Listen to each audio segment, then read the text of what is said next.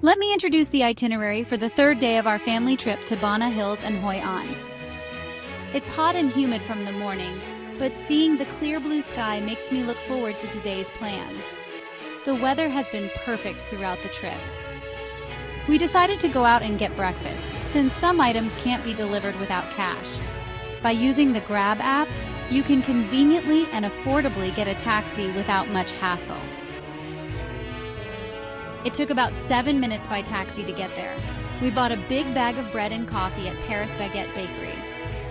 The banh mi sold on the street looked so appetizing that we bought 2 of them.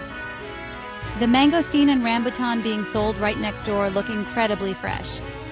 I used Grab to head into town, buy bread, banh mi, and fruits, and it took less than 50 minutes. It was just 30 minutes excluding the time spent waiting for the buggy car. We start our afternoon schedule with lunch in front of the Furama Resort in Da Nang. For lunch, we enjoyed a spread of Vietnamese dishes at Yummy Yummy, accompanied by a refreshing cold beer. After lunch, we indulge in a cup of coffee. We visit Pink Mango, a popular cafe in Da Nang, located right next to the restaurant.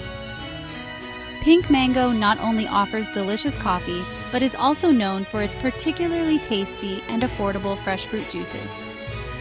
We rented the minibus for 12 hours. Interestingly, the vehicle that arrived was a limousine-level minibus. We arrived at Bana Hills at 15:20. Bana Hills is one of the most frequently visited spots in Da Nang. It features some of the world's longest cable cars and the Golden Bridge. As soon as we arrived, we were guided by a local to what appeared to be a ticketing area. It seemed that the place where we were guided was not the official ticket booth, but rather a local travel agency or a ticketing agent. The sky looked like it might start pouring rain at any moment, yet there were still a lot of visitors. After purchasing the tickets, we naturally followed the flow to the cable car boarding area, as if guided by someone.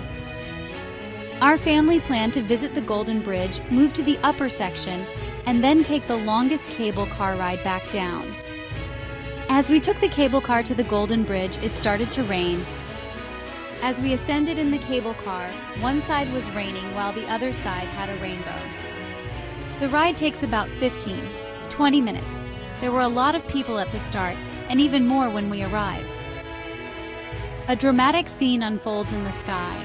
On one side, the sky gradually begins to clear, revealing a deep blue sky emerging between the clouds. After a brief rain shower, the air was crisp and clear. The rainbow we saw on the way up was still beautifully stretched across the sky. The contrast between the sky on the right and left was striking. We started taking lots of fun photos on the Golden Bridge, Da Nang's best photo spot. It wasn't just us having a great time. Everyone seemed to be eagerly taking photos non-stop. Next, we moved to the uppermost area, where ancient medieval European castles began to appear. We had the best weather fairy with us on this day. I realized that it's not easy to experience a day like this. Today's Bana Hills Day Tour gets a perfect score 10 of 10. It's a highly recommended travel course for anyone visiting Da Nang. While it may be a bit costly, it's definitely worth the price. It was a day that needed no further expressions of amazement. Everything else was great, but the cable car definitely offered the best views. We took the shortest route, just sightseeing, and it took us about 3 hours in total. We boarded the rental car around 5:50 p.m. The travel time from Bana Hills to Hoi An was approximately 1 hour. The old town of Hoi An has a main street and a market alley behind it. The river is filled with lantern-lit wish boats. The weather is pleasantly cool at night, making it perfect for a stroll. A nighttime tour of Hoi An is highly recommended. There were a Korean snack bar, Gwangju Kimbap. Since we hadn't had dinner yet, we came in to eat ramen, kimbap, and tteokbokki. Tea! As time went by, more street vendors started appearing. In Hoi An, the number of people actually increases as night falls. We explored the streets and night market, then settled into a quiet bar. Vietnamese food and beer are generally quite affordable, so you can enjoy them without much concern. As we were leaving, we spotted Hoi An's Kong Cafe and couldn't resist stopping by. We took some photos and ordered some coffee to enjoy. We got back into the vehicle at the drop-off point, and it took about 40 minutes to return to our accommodation. It was a delightful day filled with dramatic weather and beautiful photos, truly an unforgettable experience.